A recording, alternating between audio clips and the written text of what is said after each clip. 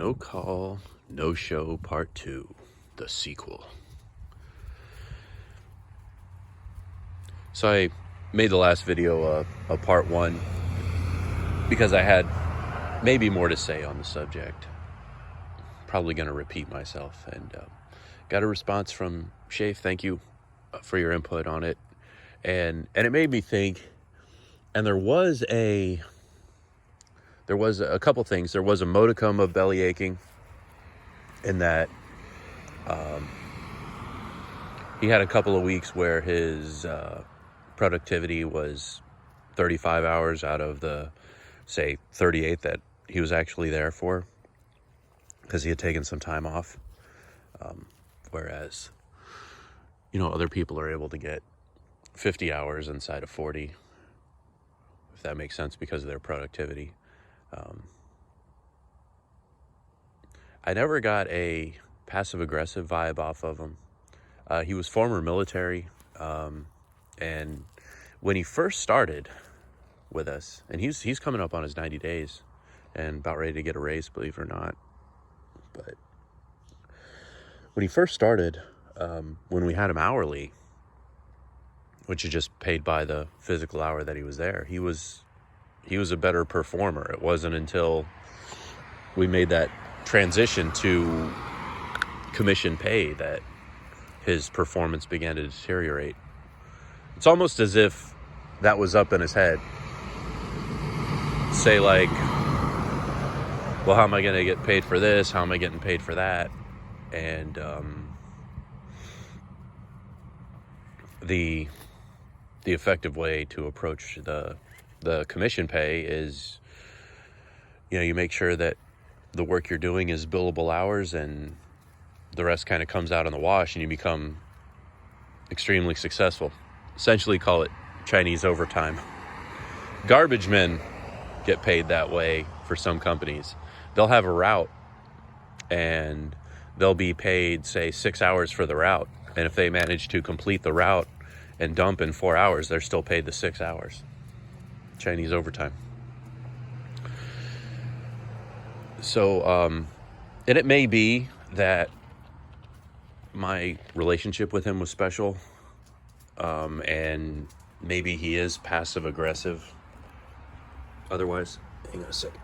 Got that doggo back in the house.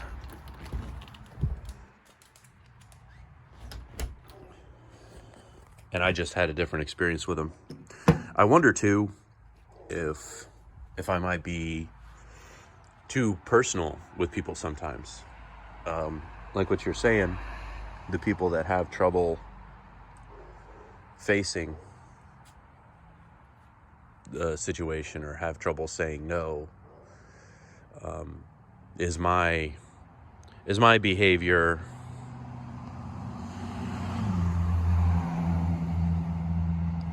the type that contributes to that action from them? Because it doesn't help. In our case, so I've got 5 technicians. My work schedule is booked out for 2 weeks. Each person's productivity has the expectation of 30 to 40 hours of output.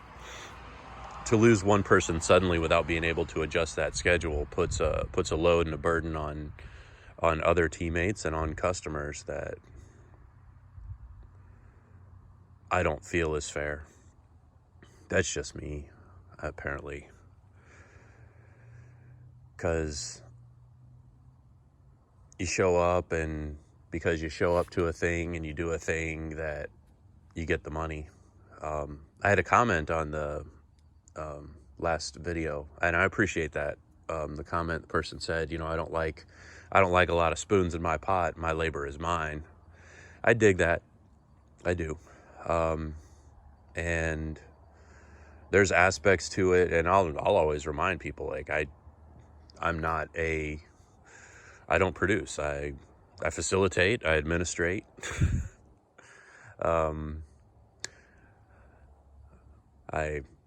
I manage, I dispatch. It could be argued that there's labor in that, but where where the bullet meets the bone is when my guys are actually wrenching on a customer's vehicle. Now, what brings the customer's vehicle to them, and that the customer understands the value that we're generating in repairing their car. I could delude myself in saying there's skills in that. And I could delude myself into saying there's a skill into training and encouraging a person to produce and accomplish more than what they believe is possible. My main thing in the video is, and I'm not saying this to say that I'm better, or my current boss is better, or my previous boss is better, or my boss before that is better.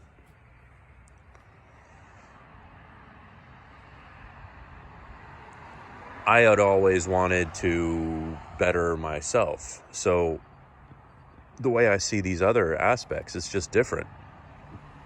When I was a technician, I always wanted to be a team leader or foreman. And before that, I wanted to be a master technician.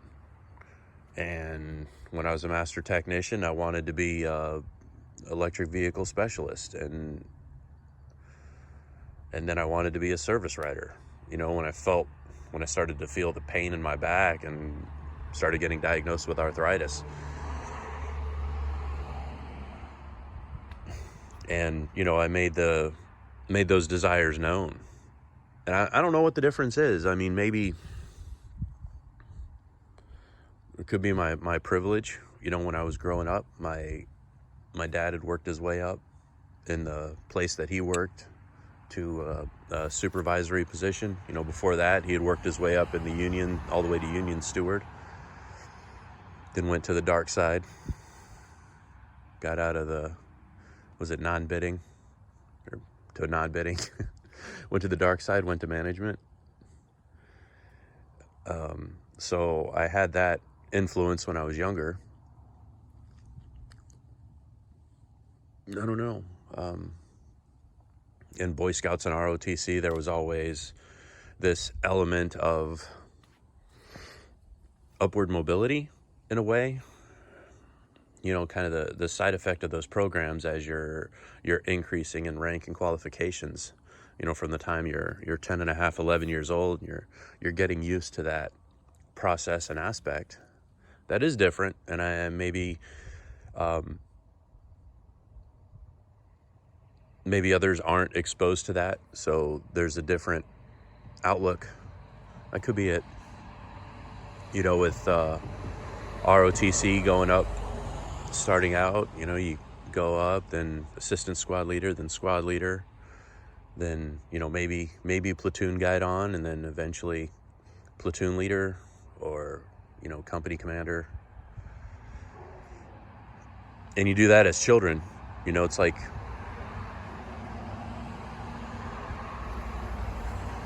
exposes you to a process or capability of how a situation can be. And there's different, so people have different experiences. That it would have such an effect on perspective wasn't something that I've expected. And I would say too, I believe managers now are different than managers were 20 and 30 years ago. I think managers 20 and 30 years ago and business owners 20 and 30 years ago were different. And managers and business owners are different.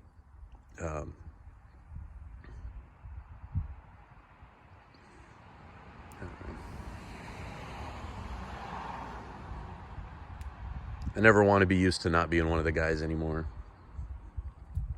I feel bad that one of my people had trouble that they didn't feel comfortable having me help them with, because that's not where my heart is. And then I worry that if these policies aren't, like, if this is the way things are now, the gig economy, like, I just to reiterate what I said in that first video,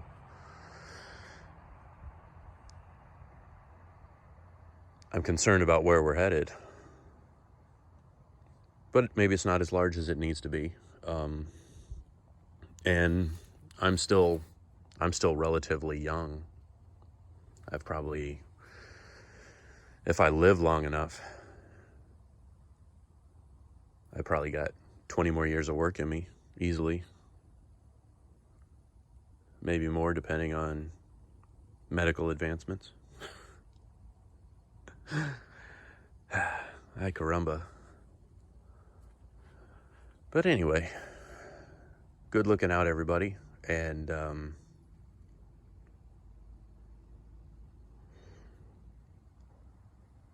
hate to whine, but I can only whine upwards. I don't get to whine downwards. And I'm very fortunate where I'm at. I've worked at other places when you lose a key individual on the team and you have a full schedule, it ends up being a disaster. But I work really well with the crew that's left, and it is like you said, one of them, he's like one of those guys that doesn't say no, and I'm sure I've taken advantage of that in the past, but I'm gonna heed what you said, Shafe, and do better as to not take advantage of that. Thank you. Catch y'all later.